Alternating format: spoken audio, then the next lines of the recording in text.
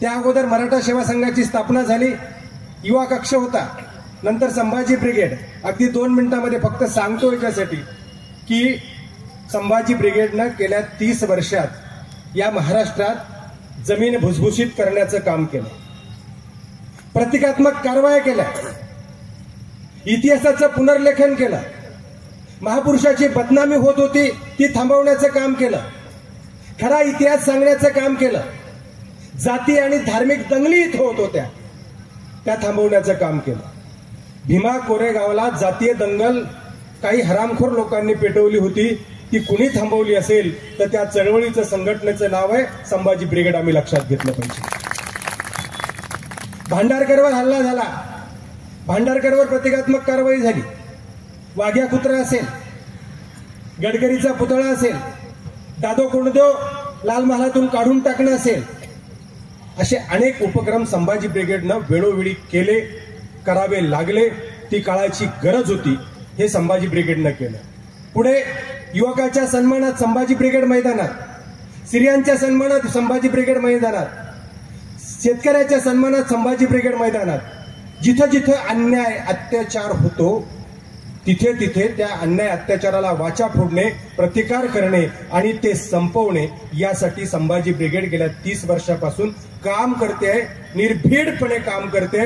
कुणाची भीती वाटत असेल इथल्या प्रतिगाम्यांना तर ती संभाजी ब्रिगेडची वाटते, हे आपण लक्षात घेतलं पाहिजे. 30 वर्ष काम करत असताना 30 वर्षापूर्वी सांगितलं होतं काय, आम्ही पंचसत्ता सांगितल्या होत्या. कारण डॉक्टर बाबासाहेब आंबेडकर म्हणाले होते, माझ्या बहुजन समाजातील मुलांनो, तुमच्या घराच्या भिंतीवर लिहून ठेवा, तुम्हाला शासनकर्ती जमात व्हायचंय.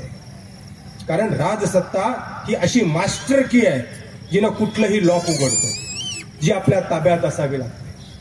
जोपर्यंत आपली माणसं संसदेत विधानसभेत पोहोचणार नाहीत बहुजन समाजातली, तोपर्यंत खऱ्या अर्थानं परिवर्तन होणार नाही. म्हणून ज्या पंचसत्ता सांगितल्या होत्या, धर्मसत्ता, अर्थसत्ता, राजसत्ता, प्रचार प्रसार माध्यम सत्ता, या सर्व सत्ता सांगितल्या होत्या. त्यापैकी सर्वात महत्वाची सत्ता आहे ती म्हणजे राजसत्ता. आणि त्या दृष्टीनं आपण 2016 साली संभाजी ब्रिगेडनं राजकारणात प्रवेश केला. तिथून पुढे सगळ्या निवडणुका आपण लढल्या.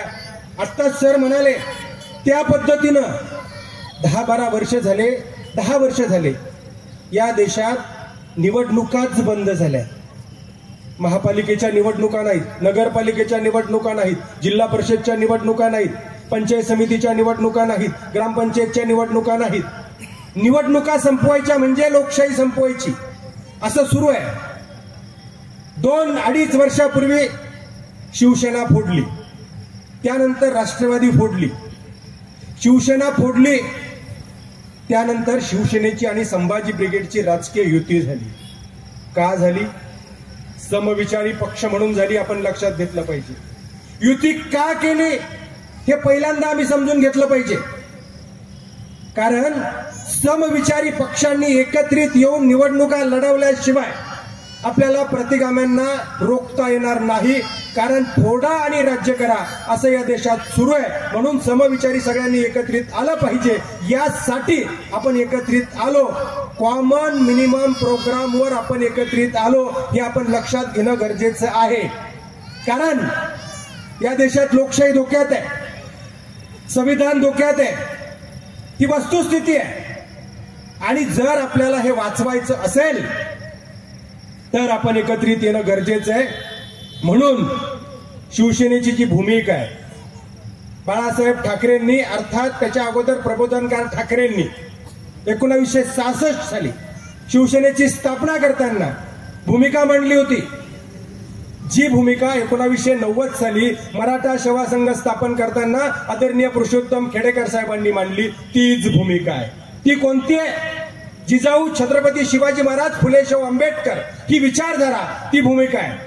आज उद्धवजी ठाकरे साहेब स्टेजवरून सांगतात, अरे आमचं हिंदुत्व हे शेंडी जानव्याचं हिंदुत्व नाही, आमचं देशभक्तीचं हिंदुत्व आहे, आमचं इथलं मानव कल्याणाचं हिंदुत्व आहे, इथल्या विकासाचं हिंदुत्व आहे. अशा पद्धतीचं सांगण्याचं काम त्यांनी केलं. अनेक बैठका झाल्या शिवसेनेसोबत, काही बैठकांना मी सुद्धा हजर होतो. आणि तेव्हा युती झाली 2 वर्षापूर्वी. काही दिवसापूर्वी लोकसभेच्या निवडणुका लागल्या आणि त्या निवडणुकीमध्ये संभाजी ब्रिगेडला तांत्रिक कारणामुळे काही जागा मिळाल्या नाहीत, पण संभाजी ब्रिगेडनं लोकशाही वाचवण्यासाठी, संविधान वाचवण्यासाठी इमाने इतबारे काम केलं. आपण लक्षात घेतलं पाहिजे. का तर आपण सगळ्या गोष्टी अगदी समजून उमजून गेलं पाहिजे. कुणीतरी खरं बोलण्याची गरज आहे, कुणीतरी खरं सांगण्याची गरज आहे, जनतेपर्यंत पोहोचवण्याची गरज आहे, हे आपण समजून घेण्याची गरज आहे. मित्रांनो, आमचे मामा देशमुख एक उदाहरण सांगत असतात. एक राजा होता, त्याच्यासोबत एक पुरोहित होता. पुरोहित राजाला म्हणाला, राजे साहेब, आपल्या नगरीत एक गोष्ट कमी आहे. ते म्हटले, काय कमी आहे? म्हटले, इंद्राची वस्त्र आणली पाहिजे. म्हटले, कुठे मिळतील? तो म्हटला, एवढे एवढे पैसे द्या, मी इंद्राची वस्त्र घेऊन येतो. राजाने तेवढे पैसे त्याला दिले. काही दिवसानं पुरोहित एक पेटी घेऊन आला आणि पेटी घेऊन आल्यानंतर पेटी बंद होती. राजा समोर ठेवली आणि राजाला म्हणाला, राजेसाहेब, यात इंद्राची वस्त्र आहेत, पण एक अट आहे.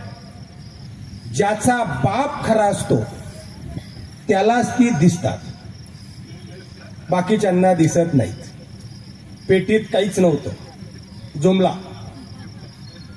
पेटी उघडली, पेटीत काहीच नाहीये. काय सांगितले पुरोहितानं? ज्याचा बाप खरा असतो त्यालाच ते दिसतात. राजाला म्हणे, कशी आहेत वस्त्र? राजा म्हणतो, वाह, क्या बात आहे, छानच आहे. मग म्हटलं, हे तुमच्या अंगावरचे वस्त्र उतरवा आणि हे परिधान करा. काय झालं असेल? काही वेगळं सांगण्याची गरज नाही. राजाने तसं केलं. म्हणे, चला मिरवणूक काढायची तुमची रथात. म्हणे, असं काही चिंता करू नका, म्हणे, आम्ही दौंडी पिटवली आहे. राजानी इंद्राची वस्त्र परिधान केलेली आहेत. ज्याचा बाप खरा आहे त्यालाच दिसणार आहे, बाकीच्यांना नाही. राजाची मिरवणूक निघाली तशी. पुरोहित काय करतील काही सांगता येत नाही सर. मिरवणूक निघाली, कुणीच काही बोलायला तयार नाही.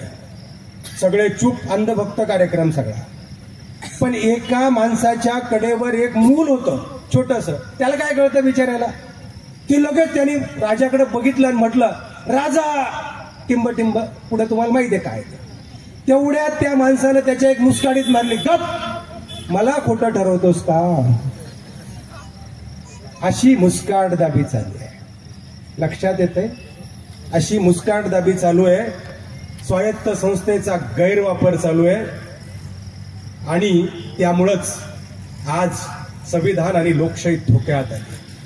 अरे, विश्वरत्न डॉक्टर बाबासाहेब आंबेडकरांनी मेहनत करून आपल्याला आपले अधिकार, हक्क दिले, संविधान दिलंय, स्वातंत्र्य दिलंय, जगण्याचे अधिकार दिलेत आणि ते सगळे हिरावून घेण्याचे प्रयत्न सामान्य माणसाचे इथं चाललेत. मित्रांनो, हे इतके खोटारडे आहेत ना, इतके खोटारडे आहेत. राम मंदिराचं प्राणप्रतिष्ठा होती सर, आणि आजूबाजूचे 4-5 बीजेपीचे माझ्याकडे आले आणि माझ्या हातात अक्षता दिल्या आणि मला म्हणाले, या अयोध्येहून आल्यात म्हणे. काय म्हणे? या अयोध्येहून आल्यात आणि राम मंदिराच्या प्राणप्रतिष्ठेला आपल्याला जायचंय. मी तर थोडा खोडेलच माणूस. म्हटलं, ज्या रामाला सत्यवचने म्हटलं गेलंय त्या रामाच्या नाव घेऊन किमान खोटं इथं तरी बोलू नका ना.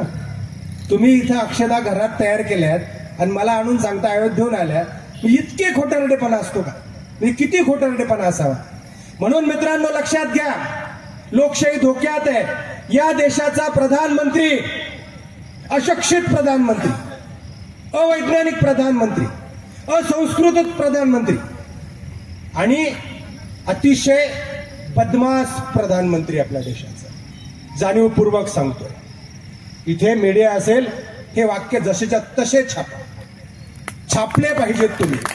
त्याची कारण अशी आहेत की तुम्ही ज्यावेळी नेहरूंना नाव ठेवता, अरे नेहरू, पटेल, आंबेडकर, गांधी ही माणसं 1947ला 75 वर्षापूर्वी विदेशात जाऊन शिक्षण घेतलं होतं. हे बॅरिस्टर होते आणि यांच्या सगळ्यांच्या डिग्र्या खऱ्या होत्या. तुमचे 75 वर्षानंतर सुद्धा तुमच्याकडे डिग्री नाहीये. 75 वर्षानंतर तुम्ही अशिक्षित आहात इथपर्यंत ठीक आहे. तुम्ही अवैज्ञानिक आहात आणि तुम्ही बदमाश आहात. आणि लोकशाहीची वाट लावण्यासाठी हे पीएम इथे काय सांगतात, हेडगेवार, गोळणकर, सावरकर. विदेशात गेल्यावर आम्ही बुद्धाच्या देशातून आलो, आम्ही छत्रपतीच्या देशातून आलो, आम्ही बाबासाहेबांच्या देशातून आलो. कारण यांना कोण हेडगेवार आणि गोळवणकरांना कोण कुत्रा विचारतं का बाहेर? पण तिथे जाऊन सांगतात ते लंडनमध्ये, जर्मनीमध्ये की आमच्या देशात प्लास्टिक सर्जरी अस्तित्वात होती. लाज वाटली पाहिजे इथल्या पीएमला, आपण काय बोलतोय. आणि विदेशातच फिरत असतात. ज्यांच्याकडे शिक्षण नाही आहे, पदवी नाही आहे, अवैज्ञानिक आहे, त्यांना तुम्ही विश्वगुरू म्हणताय. अहो, मनमोहन सिंगांना तुम्ही मौनी बाबा म्हणत होते ना, बरोबर आहे? मौनी बाबाच ना. तुम्ही जर विश्वगुरू आहात, एवढा कॉन्फिडन्स तुम्हाला आहे, गेल्या 11 वर्षात तुम्ही एकही पत्रकार परिषद का घेतली नाही? एकही घेतली नाही. पत्रकारांच्या प्रश्नाच्या समोर गेले नाही. ज्यांना तुम्ही मौनी बाबा म्हणत होतात, मनमोहन सिंगांना, माझ्याकडे रेकॉर्ड आहे, 137 पत्रकार परिषदा त्यांनी घेतलेल्या आहे. प्रत्येक महिन्याला 1 किंवा 2. पुढे गेले, अर्थतज्ञ होते. देशाची अर्थव्यवस्था अगदी मजबूत ठेवण्याचं काम हे मनमोहन सिंगांनी केलं होतं. बोलत कमी असतील पण महत्वाचं बोलत होते. हे तुम्ही अवास्तव बोलताय, अवास्तव सगळ्या गोष्टी करताय. म्हणून मित्रांनो, आपण लक्षात घेतलं पाहिजे की या देशाचा खोटारडा प्रधानमंत्री आजही परत 24ला निवडणुका झाल्या, 78 जागा जुमला करून निवडून आलेले. 1000 ते 1200चा फरक आहे फक्त. ईव्हीएम मध्ये जुमला आहे. आणि आता तुम्हाला परत सांगतोय, महाराष्ट्र फक्त त्यांच्या ताब्यात जाऊ देऊ नका. महाविकास आघाडीच्या अर्थात इंडिया आघाडीच्या ताब्यात, म्हणजे आपल्या ताब्यात द्या. केंद्र सुद्धा जाणार आहे. कारण 32 खासदार सांभाळणे इतकी सोपी गोष्ट नाही. आणि ते चंद्रबाबू नायडू आणि नितीश कुमारचे. आणि त्यांना काय छळलेलं आहे ना, हे काही वेगळं सांगायची तुम्हाला गरज नाही मित्रांनो. म्हणून महाराष्ट्रावर अवलंबून आहे. हरियाणात घडलं मला माहिती आहे. थोडी चूक झाली महाविकास आघाडीची अर्थात इंडिया आघाडीची. का? डिवायडेशन झालं मतांमध्ये. ते महाराष्ट्रात होणार नाही याची काळजी आपल्याला घ्यायची. एक गठ्ठा आपल्याला एकत्रित यायचंय. जेव्हा आपण विभागणी करतो त्यावेळी प्रतिगामी शक्तींना फायदा होत राहतो. फोडा आणि राज्य करा, अशा पद्धतीचं हे सगळं अवलंबलेलं आहे मित्रांनो. आम्ही लक्षात घेतलं पाहिजे. म्हणून आपण या सगळ्या गोष्टी जाणीवपूर्वक लक्षात घेण्याची गरज आहे. अहो, या देशात 3 लाख कोटी गंगाजळी उचलली जाते, माहितीये का? पतसंस्था ज्याच्या आहेत, बँका ज्याच्या आहेत, ज्यांना याचं थोडंफार नॉलेज आहे. ज्यावेळी गंगाजळी उचलली जाते त्यावेळी तुमची अर्थव्यवस्था दिवाळखोरीला निघालेली असते. हे आम्ही लक्षात घेतलं पाहिजे. पेट्रोल डिझेलचे प्रति बॅलर भाव हे 2014ला जे होते तेव्हा जागतिक लेवलचे भाव जास्त होते. आता कमी आहेत जागतिक लेवलचे भाव आणि पेट्रोल डिझेलचे भाव दुपटीने वाढलेत. हे आम्ही लक्षातच घेत नाहीये. 2,75,000 कोटी, कदाचित सगळ्यांना नाही समजणार काही गोष्टी. 2,75,000 कोटी कर्ज हे अदानी, अंबानी, मित्तल, गोदरेज यांचं माफ केलंय. यांचं माफ नसतं केलं त्यांनी आत्महत्या केल्या असत्या का? आत्महत्या कोण करतंय? इथे शेतकरी आत्महत्या करतो ना. अहो, दिल्लीच्या सीमेवर 700 शेतकऱ्यांचा यांनी खून केला. खून. 700 शेतकरी मेले तिथं. मीडिया जाऊ दिला नाही तुम्ही तिथं. म्हणजे किती हरामखोरी चालू या देशात. पीएम केअर फंड म्हणजे प्राईम मिनिस्टर केअर फंड एक अस्तित्वात असताना दुसरा पॅरलल प्रायव्हेट केअर फंड, त्याला पण डुप्लिकेट नाव दिलं पीएमके, म्हणजे लोकांच्या लक्षात येऊ नये. आणि सगळ्या उद्योगपतींचे पैसे त्याच्यात जमा आहेत. किती लाख कोटी आहे माहित नाही. म्हणजे किती 50, 60, 70 लाख कोटी त्याच्यात जमा आहेत.